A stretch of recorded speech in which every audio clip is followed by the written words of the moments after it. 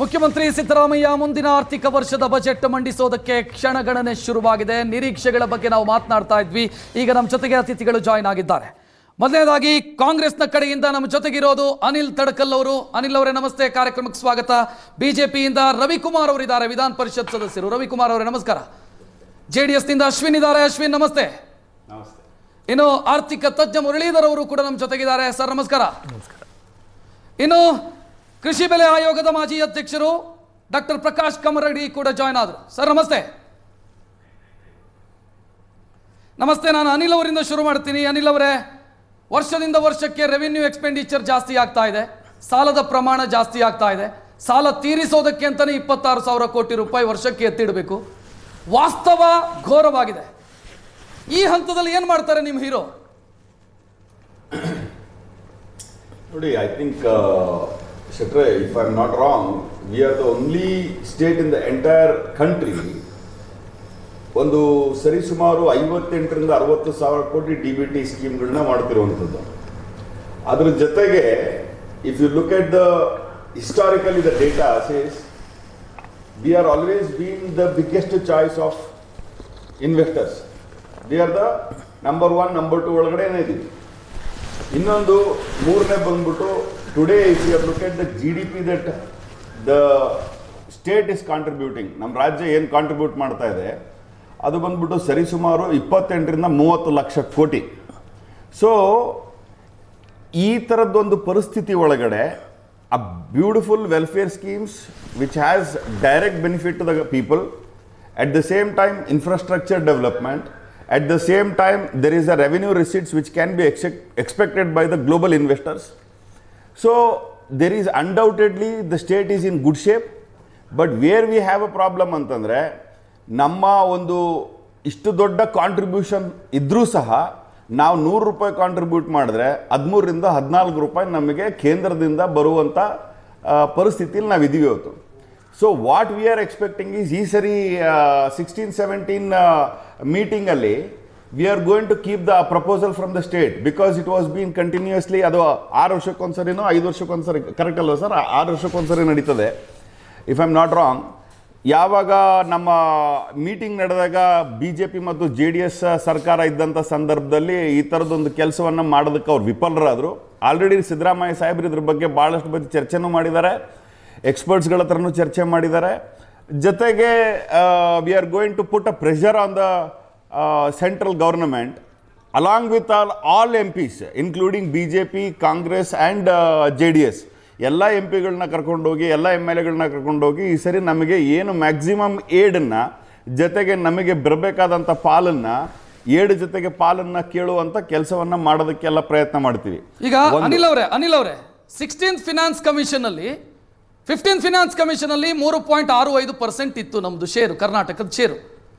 ಕೇಂದ್ರದಿಂದ ಬರುವಂಥ ಹಣದ ಅನುದಾನದ ವಿಚಾರದಲ್ಲಿ, ತೆರಿಗೆಯ ಪಾಲಿನ ವಿಚಾರದಲ್ಲಿ ಈಗ ಅದನ್ನು 4.13% ಮಾಡಿದ್ದಾರೆ. ಮುಂದಿನ ಆರ್ಥಿಕ ವರ್ಷ ಅಂದರೆ ಏಪ್ರಿಲ್ನಿಂದ ಸುಮಾರು 7,000 ಕೋಟಿ ಜಾಸ್ತಿ ಬರುತ್ತೆ. ಸೊ ನಾವು ಕೇಂದ್ರ ಸರ್ಕಾರವನ್ನೇ ದೂರೋದಾ ಅಥವಾ ಹೊಸ ಆದಾಯದ ಮೂಲಗಳನ್ನು ಸೃಷ್ಟಿ ಮಾಡೋದ ಕಡೆಗೆ ಕಾನ್ಸಂಟ್ರೇಟ್ ಮಾಡೋದಾ? ಶೆಟ್ರೆ, ನನಗೆ ಒಂದು ಹೇಳಿ, ಬಿಕಾಸ್ ಇಲ್ಲೆಲ್ಲರೂ ಕೂತ್ಕೊಂಡಿರೋರು ಎಕನಾಮಿಕ್ಸ್ನಾಗೆ ಸ್ವಲ್ಪ ಗೊತ್ತಿರುವಂಥವ್ರೆ. ಈ ಒಂದು ಒಕ್ಕೂಟದ ವ್ಯವಸ್ಥೆಯಲ್ಲಿ ನಮಗೆ apart from GST, tell me the sources of income that we can generate. ಒಂದು, we can generate through stamp duty. The other one is we can generate through excise. The other one is basically through some other source of incomes which are from the different, and it is very small. ಈಗ ನಮ್ಮ ಹತ್ರ ಇರೋದು GST ಮೇಲೆ petrol ಮತ್ತು diesel ಮೇಲೆ GST, ಅದು ಬಿಟ್ಟಾಗಿದ್ದ ಮೇಲೆ so called ಏನಂತೀರಿ ನಮ್ಮ ಎಕ್ಸೈಸು ಆ್ಯಂಡ್ ಸ್ಟ್ಯಾಂಪ್ ಡ್ಯೂಟಿ ಬಿಟ್ಟರೆ ಲಾರ್ಜ್ಲಿ ಕಾಂಟ್ರಿಬ್ಯೂಷನ್ ಎಲ್ಲೂ ನಮಗೆ ಬೇರೆ ಕಡೆಯಿಂದ ಸಿಗೋದಿಲ್ಲ. ಇವಾಗ ನಾವು ಆ್ಯಸ್ ಒಕ್ಕೂಟದ ವ್ಯವಸ್ಥೆ ಒಳಗೆ we are completely dependent on GST amount only. ಒಂದು. ಎರಡನೇದೇನಾಗಿದೆ, ಇವತ್ತು ಫೈನಾನ್ಸ್ ಕಮಿಷನ್ ಅವರು ಅವ್ರಿಗೆ ಬೇಕಾದಂತೆ ರಾಜ್ಯಕ್ಕೆ ಯಾವ ರೀತಿ ದುಡ್ಡು ಕೊಡಬೇಕು ಅನ್ನೋದನ್ನ there are some 3-4 people who are sitting and deciding.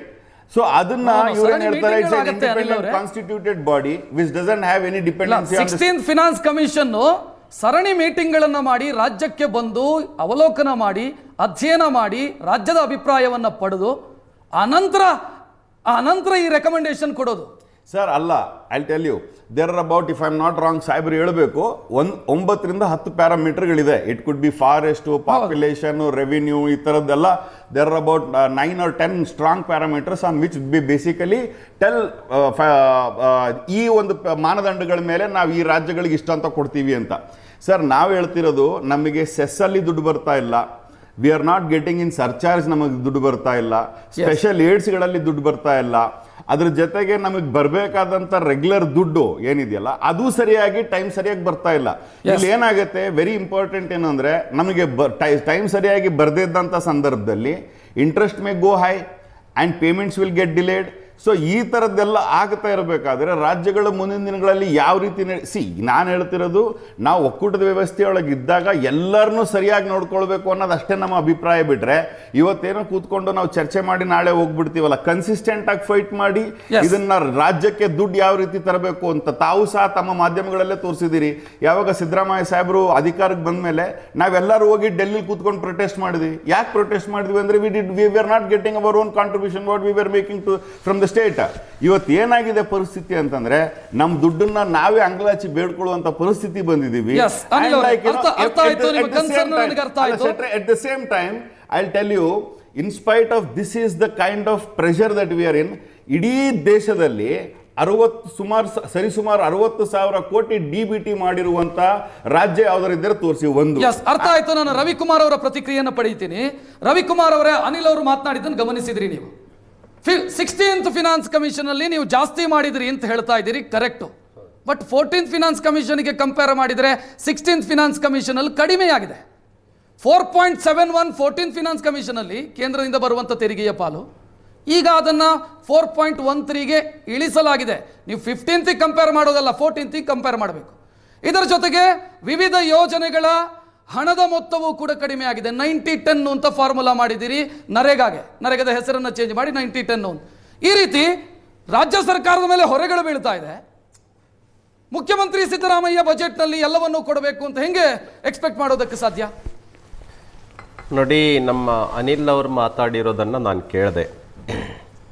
ಈಗ GST ಕೌನ್ಸಿಲ್ ಮೀಟಿಂಗಲ್ಲಿ ಇದೆಲ್ಲ ವಿಷಯಗಳು ನಿರ್ಣಯ ಆಗುತ್ತೆ. GST ಕೌನ್ಸಿಲ್ ಮೀಟಿಂಗ್ಗಳಿಗೆ ಮುಖ್ಯಮಂತ್ರಿಗಳು ಹೋಗ್ತಾರೆ, ಅಥವಾ ಮುಖ್ಯಮಂತ್ರಿಗಳು ಯಾರನ್ನ ಹೇಳ್ತಾರೆ ಆ ಪ್ರತಿನಿಧಿಯವರು ಹೋಗ್ತಾರೆ. ನಾನು GST ಬಗ್ಗೆ ಕೇಳಿಲ್ಲ, ಒಪ್ಕೊಂಡೆ. ಫಿನಾನ್ಸ್ ಕಮಿಷನ್ ಬಗ್ಗೆ ಒಪ್ಕೊಂಡೆ. ಈಗ ಕರ್ನಾಟಕದಲ್ಲಿ ಏನು ಸಂಗ್ರಹ, ತೆರಿಗೆ ಸಂಗ್ರಹ ಇವ್ರ ಕೈಯಲ್ಲೇ ಇದೆ. ಎಷ್ಟು ಸಂಗ್ರಹ ಆಗ್ತಾ ಇದೆ ತೆರಿಗೆ ಸಂಗ್ರಹ? ಈಗ ಫಾರ್ ಎಕ್ಸಾಂಪಲ್, ಈಗ ಇವರು ಹೇಳ್ತಾ ಇರ್ತಕ್ಕಂಥದ್ದು, ನಾವು 2 ಲಕ್ಷ ಕೋಟಿ ಚಿಲ್ಲರೆ ತೆರಿಗೆಯನ್ನು ಸಂಗ್ರಹ ಮಾಡ್ತೀವಿ ಅಂಥೇಳಿ. ಅಷ್ಟು ಸಂಗ್ರಹ ಆಗೇ ಇಲ್ಲ. ಇದು ಜನವರಿ ಆಯಿತು, ಇದು ಫೆಬ್ರವರಿ ಮುಗೀತು. ಇನ್ನು 1.5 ತಿಂಗಳಲ್ಲಿ 2,09,000 ಕೋಟಿ ತೆರಿಗೆ ಸಂಗ್ರಹ ಮಾಡೋಕ್ಕಾಗತ್ತಾ? 48,000 ಕೋಟಿ ತನಕ ಕಡಿಮೆ ಆಗಿದೆ ತೆರಿಗೆ ಸಂಗ್ರಹದನ್ನೇ ಹೇಳ್ತಿದ್ದೀನಿ, ಇವ್ರು ಗುರಿ ಇಟ್ಕೊಂಡಿದ್ದು. ಅಂದರೆ ಈಗ ಈ ಥರ ತೆರಿಗೆ ಸಂಗ್ರಹನೇ ಕರ್ನಾಟಕ ರಾಜ್ಯದಲ್ಲಿ ಕಡಿಮೆ ಆಗ್ತಾಯಿದೆ ಗುರಿಯಲ್ಲಿ.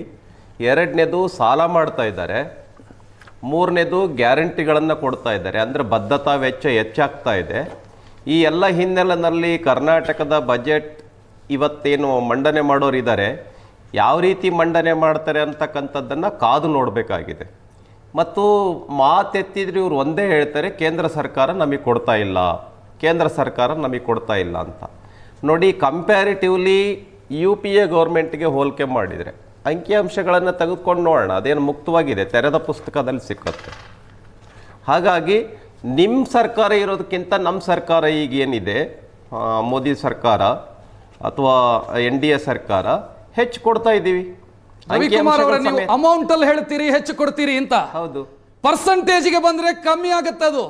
ನೋಡಿ, ದೇಶದಲ್ಲಿ ತೆರಿಗೆ ಸಂಗ್ರಹದ ಪ್ರಮಾಣ ಜಾಸ್ತಿ ಆದ್ರೆ ಪರ್ಸೆಂಟೇಜ್ ವೈಸ್ ಬಂದಾಗ ಅಮೌಂಟ್ ಮುಖ್ಯ ಆಗಲ್ಲ, ಪರ್ಸೆಂಟೇಜ್ ಮುಖ್ಯ ಆಗುತ್ತೆ. ಅವ್ರ ಸರ್ಕಾರದಲ್ಲಿ, ಯಾವುದೇ ಸರ್ಕಾರದಲ್ಲಿ ಆಗಿದ್ರು ಕೂಡ ಅವ್ರ ಪರ್ಸೆಂಟೇಜ್ ಲೆಕ್ಕದಲ್ಲಿ ಹೇಳ್ತೇವೆ ನಾವು, ಅಂಕಿಅಂಶ ಎರಡೂ ನಾವು ಹೇಳ್ತೇವೆ. ನಿಮ್ಮ ಸರ್ಕಾರ ಇದ್ದಂಥ ಸಂದರ್ಭದಲ್ಲಿ ಕರ್ನಾಟಕಕ್ಕೆ ಎಷ್ಟು ಕೊಡ್ತಾ ಇದ್ರಿ, ಬಿಹಾರಕ್ಕೆ ಎಷ್ಟು ಕೊಡ್ತಾ ಇದ್ರಿ, ಉತ್ತರ ಪ್ರದೇಶಕ್ಕೆ ಎಷ್ಟು ಕೊಡ್ತಾ ಇದ್ವಿ, ತೆಗೀರಿ ಲೆಕ್ಕ.